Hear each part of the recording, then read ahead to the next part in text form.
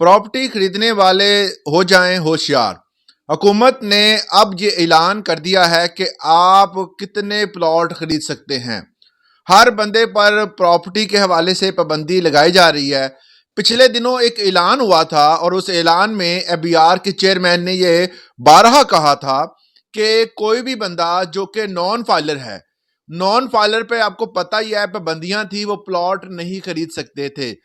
उस पर पाबंदी इन्होंने पिछले 2-3 दिन पहले जो है वो खत्म कर दी और उसके बाद जो है वो एक दोबारा कल के दिन जो 30 जनवरी 2025 को एक ऐसा बयान सामने आया जिसमें एबीआर के चेयरमैन ने ये कहा कि आप कितने प्लॉट खरीद सकते हैं, एक लिमिट बता दी और एक जितने बंदे की रिसोर्सेज होंगे, जितना उसकी इनकम होगी, उसके हवाले से एक लिमिट डिसाइड कर दी।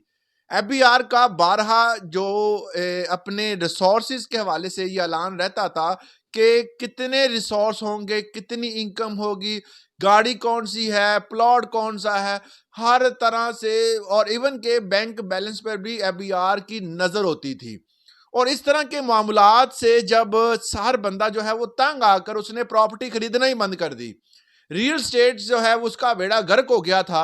मगर कल के दिन जो है वो एक और अजीबो गरीब खबर ये सामने आई कि एबीआर के चेयरमैन राशिद महमूद नंगड़ियाल साहब ने ये ऐलान किया कि 1 करोड़ से ज्यादा मालियत की प्रॉपर्टी अगर आप खरीदते हैं, ये याद रखें 1 करोड़ की बात हो रही है, 1 करोड़ रुपए से जायद मालियत की प्रॉपर्टी अगर आप खरीदते हैं, ये कंडीशन लगा दी है कि आप इनकम टैक्स रिटर्न्स में आमदनी जाहिर करना लाजम है।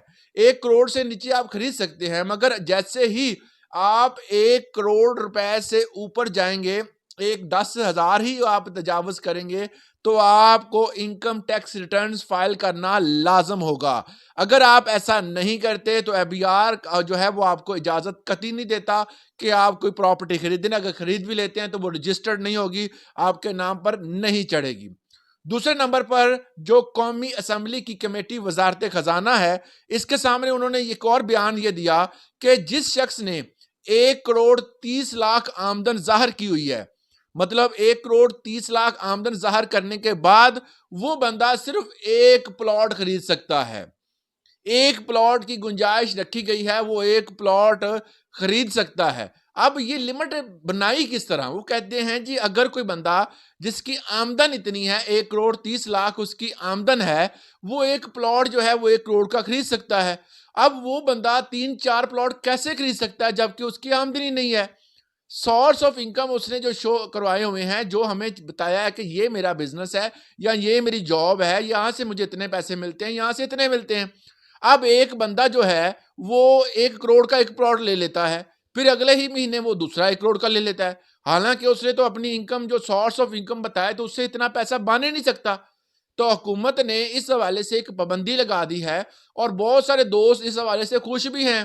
कहते हैं कि जो बंदा जो ऊपर की कमाई जिसे कहते हैं पाकिस्तान में, वो नहीं ले सकेगा, मतलब रिश्वत में कमी होगी। लोग जो है ज्यादातर एफबीआर के नुमाइंदे ये कहते हैं कि ज्यादातर जितनी भी जो गलत लोग जो है वो सोर्सेज से पैसे कमाते हैं, मतलब ये है कि जो कोई बंदा रिश्वत लेता है या कोई और किसी तरीके से पैसा कमाता है तो वो रियल स्टेट में लगाते हैं।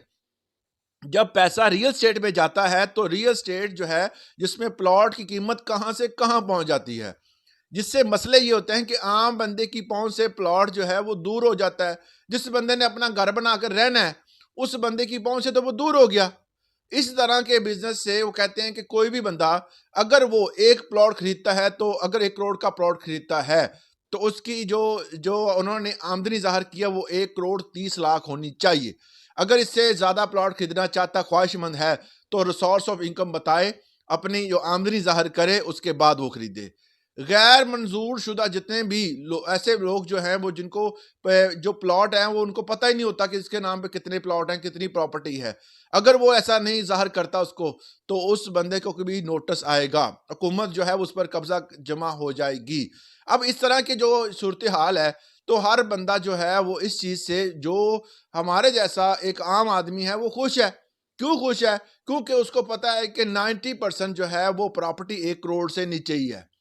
90% प्रॉपर्टी। चंद जो है वो जगहों पर ऐसा है, जिस तरह डीएचए हो गया और बहरिया टाउन हो गया और इस तरह के बड़े बड़े जो सेक्टर हैं, कॉलोनियां हैं, जो कि जिन जहां पर आम बंदे की रसाई नहीं है।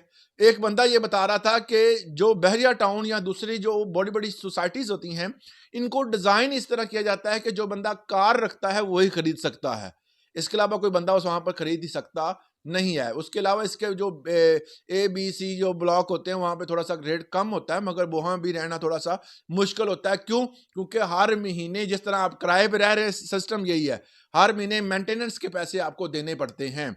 तो बात मेन मकसद ये था कि जो भी बंदा प्लॉट खरीदता है, तो अगर वो उसकी मालियत 1 करोड़ से ऊपर है, तो वो बंदा जो है वो 1 करोड़ 30 लाख पहले शो करेगा अपनी आमदन, फिर वो खरीद सकेगा। ये एक लिमिट लगा दी है एफबीआर की तरफ से। आपको एफबीआर का ये इकदाम कैसा लगा, कमेंट सेक्शन में जरूर बताइएगा। आज के लिए इतना ही, इजाजत दें।